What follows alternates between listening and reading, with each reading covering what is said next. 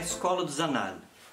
Sem sombra de dúvida, o movimento de renovação historiográfica mais importante do século XX é aquele que se desenvolveu em torno da revista Annales d'Histoire économique et sociale, fundada por dois historiadores franceses, Marc Bloch e Lucien Febvre, da Universidade de Estrasburgo. Para falar sobre essa revista, para falar sobre esse movimento que equivocadamente a gente chama de escola, ou tradicionalmente a gente chama de escola, mas o fato é um grupo heterogêneo de autores, de pesquisadores, cujo ponto em comum se dá não tanto por aquilo que eles têm de comum, mas mais em relação àquilo ao que eles se opõem, que é um modelo de história tradicional que Lucien Febvre chamava de história historizante, ou histoire sorboniste, que era o grande modelo de história na França, não só na França, e em todo o mundo. Então vejam, que modelo é esse? Então, para que a gente possa entender adequadamente esse movimento, é interessante a gente conhecer o que é que existia na época e o que é que os analistas estavam tentando superar. Ora, o modelo tradicional, aquilo que mais corretamente a gente chama de história tradicional e que também equivocadamente muitas vezes a gente chama de história positivista, era um modelo de história baseado em quê? Em primeiro lugar, uma cronologia de tipo linear. Segundo lugar, uma ênfase aos acontecimentos e em particular às ações de grandes personagens. Então, nesse sentido, nós temos Napoleão, nós temos na história do Brasil, nós temos Dom Pedro I, nós temos Tiradentes, nós temos Pedro Álvares Cabral, nós temos esses grandes personagens que com suas ações mudam o destino da história. E aí, nesse sentido, o historiador britânico Peter Burke, ele nos dá um exemplo muito claro do espírito de crítica da Escola dos Annales em relação a esse modelo de história. Ele cita um historiador britânico, Colin Wood, um filósofo da história e historiador britânico, que explica nas palavras dele o que é um fato histórico. E para Colin Wood, Colin Wood dá um exemplo. O exemplo é o seguinte: Júlio César cruzando um Rubicão é um fato histórico. Um camponês desconhecido, insignificante, cruzando o Rubicão na mesma época, no mesmo ano, não é um fato histórico. Ora, o que é que Peter Burke argumenta? Tudo bem, né? E é esse o espírito da escola dos Annales, aquilo que a gente poderia mais tarde chamar de uma nova história. Tudo bem, um único camponês cruzando o Rubicão é um fato insignificante. Mas que tal milhares, centenas de milhares de camponeses cruzando o Rubicão, né, ao longo de décadas e provocando uma mudança num fluxo populacional? Ora, nesse sentido, trata-se sim de algo significativo. Só que esse algo significativo não está relacionado à figura do grande herói, do grande personagem da história. Está ligado sim a esses personagens anônimos e a mudanças que a gente não percebe de uma hora para outra, não percebe na noção do fato histórico, mas percebe numa média ou numa longa duração. Então é nesse sentido que os historiadores da Escola dos Annales, eles inovam. Inovam por quê? Porque, em primeiro lugar, eles fazem uma crítica da história acontecimental, histoire événementielle, a história centrada nos acontecimentos. Eles fazem uma crítica a essa história voltada às ações dos grandes personagens. Eles dão voz a esses personagens anônimos e eles também têm um cuidado muito grande em desenvolver noções alternativas de temporalidade. Ou seja, não se trata de negar que a temporalidade, que a cronologia, tal como desenvolvida pela história tradicional, ela está superada, ela não está. Ela continua válida, mas trata-se da gente perceber outros ritmos, de outros níveis de temporalidade. Então vejam, que níveis a gente pode pensar. Então nós temos esses dois historiadores, Lucien Febvre e Marc Bloch. Lucien Febvre e Marc Bloch, eles não surgem do nada, eles são dois professores da Universidade de Estrasburgo.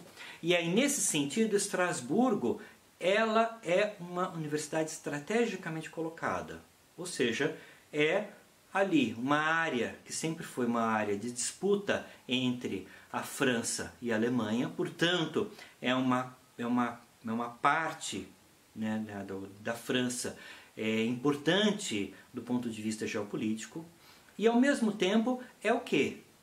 É periferia, porque não é Paris.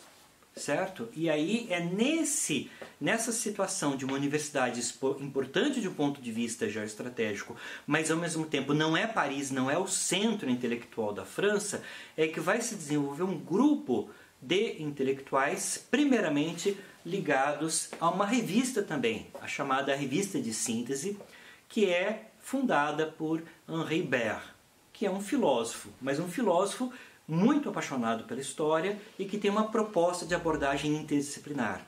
E aí, nesse sentido, a Revista de Síntese já começa como uma revista interdisciplinar, agregando intelectuais, artigos de diferentes áreas para refletir sobre as questões filosóficas, mas centradas sempre na questão da história.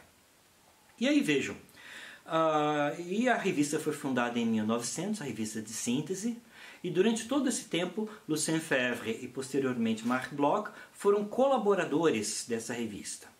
Até que em 1929, Bloch e Febvre, eles fundam a revista conhecida como Annales, e a partir de então eles mudam essa ênfase, ou seja, a revista de síntese, em princípio, seria uma revista em que se desenvolveriam novas teorias.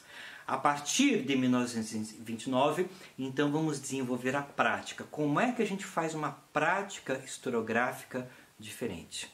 E num primeiro momento, essa prática historiográfica diferente vai ser marcada por uma abordagem interdisciplinar.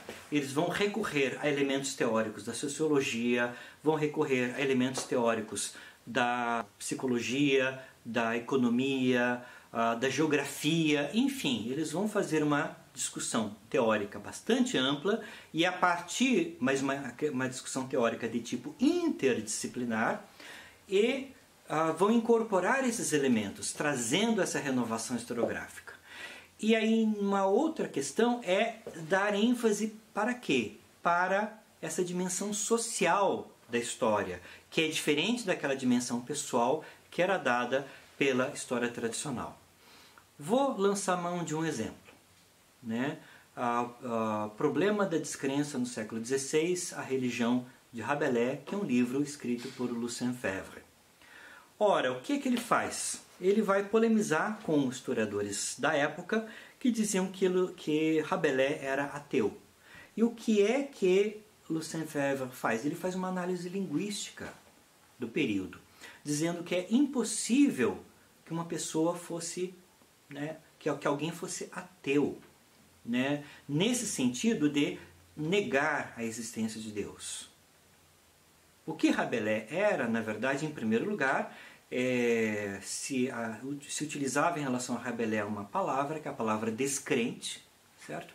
Mas descrente, o que para nós hoje poderia significar ateu, ou seja, negação da existência de Deus, para o século XVI significava o quê? Um posicionamento heterodoxo em relação à Igreja Católica. E o que Lucien Febvre faz, primeiramente, é mostrar que o posicionamento de Rabelais estava muito mais próximo do posicionamento de Erasmo de Roterdã, do posicionamento de Tomás Moros, do que do posicionamento de Lutero. Segundo lugar, né, o que ele prova é que existem constrangimentos linguísticos.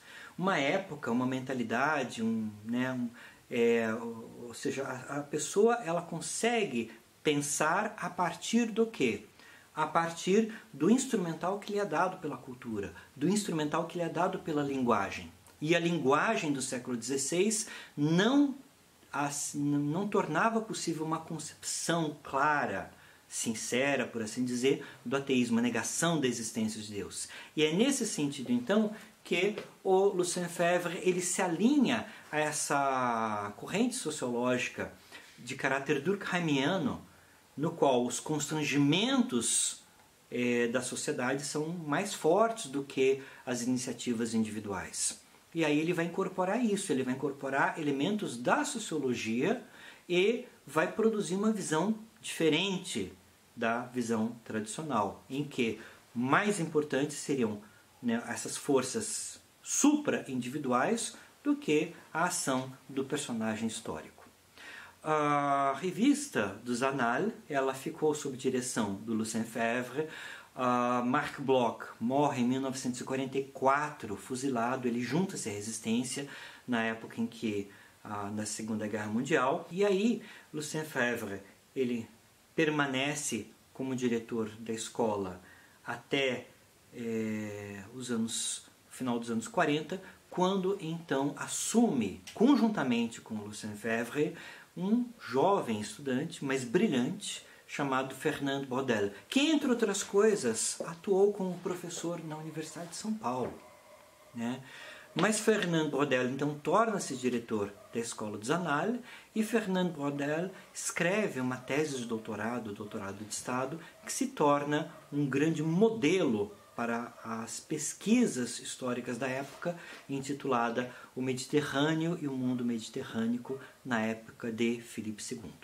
E aí ele sente uma forte inspiração da geografia, principalmente de Vidal de Lablache, né, um geógrafo que também, né, ele se posiciona na época em reação a uma corrente dominante, que era o determinismo geográfico. Então, Vidal de Lablache se define como um anti-determinista geográfico e incorpora aspectos históricos na sua geografia humana.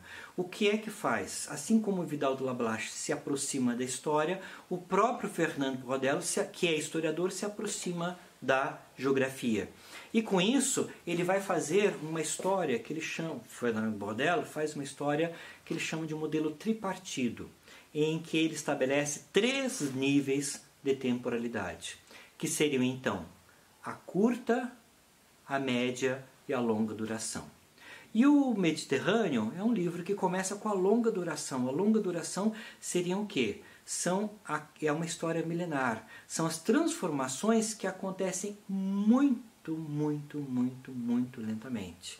São as transformações geográficas, são as transformações climáticas, que são determinantes para a vida humana, mas que não são percebidas pelos contemporâneos. Num segundo nível de temporalidade, nós temos a conjuntura. A conjuntura são as transformações principalmente de ordem econômica.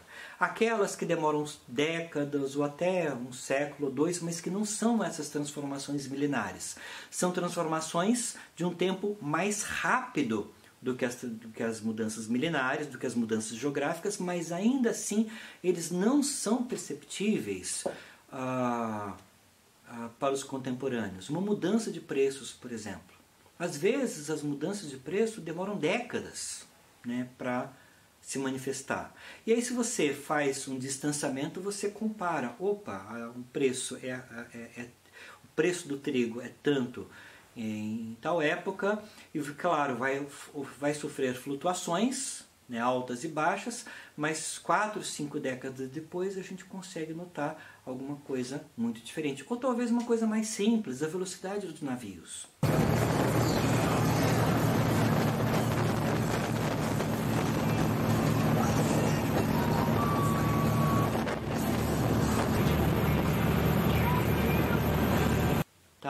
No início da Idade Moderna, nós temos o desenvolvimento das navegações e cada técnica nova contribuía para que os navios se tornassem mais velozes. Ora, esse aumento da velocidade dos navios era uma coisa que se verificava de um dia para o outro, de um ano para o outro? Não, era uma coisa que você identificava de uma década, né, de décadas. Em intervalos de décadas a gente conseguia encontrar essas mudanças significativas. Então, a conjuntura seria então esse nível da média duração. E o terceiro nível seria o nível do acontecimento. Braudel, ele diz que ele não, né, os 3 níveis têm o mesmo nível de importância. Mas as metáforas que ele utiliza, na verdade, dão a entender que a média e principalmente a longa duração são mais importantes e mais determinantes para a história. Que metáforas são essas? A metáfora do mar. O que é a longa duração? É o mar profundo. O que é a curta duração? É aquela espuma, né, que chega na praia. Ou pior ainda, ele morando no Brasil, ele viu vagalumes, coisa que ele não conhecia antes. E o que é que... E aí a partir do vagalume ele explica o que é a história do acontecimento. O acontecimento é aquele brilho fugaz. O vagalume ele solta aquele brilho num instante e no momento seguinte ele apaga. É a mesma coisa. O grande personagem é aquele que tem um brilho fugaz. De onde que ele veio? Da escuridão da noite. Para onde que ele vai? De volta para a escuridão da noite. O que é mais importante? É aquele brilho fugaz? Não. O mais importante é de onde que ele vem e para onde ele vai. Aquela escuridão profunda. O nível mais profundo de temporalidade. Então essas, em grandes linhas, são essas características gerais da escola dos Anal. E um outro traço bastante importante, que é muito frequente, muito comum entre os historiadores dos Anal, é uma ênfase sobre o quantitativo, uma história quantitativa. Essa história quantitativa está em sintonia com a ideia da longa duração.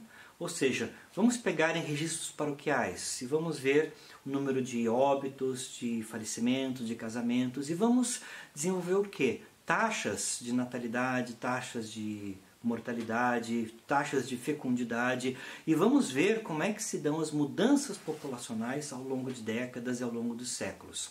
Ora, o que é que se faz? Utiliza-se uma história serial, uma história quantitativa, com ênfase na longa duração, que, se não é um modelo exclusivo dos análises, é um modelo muito praticado por eles e em sintonia com essa concepção teórica de múltiplas temporalidades e de uma ruptura com a história dos acontecimentos.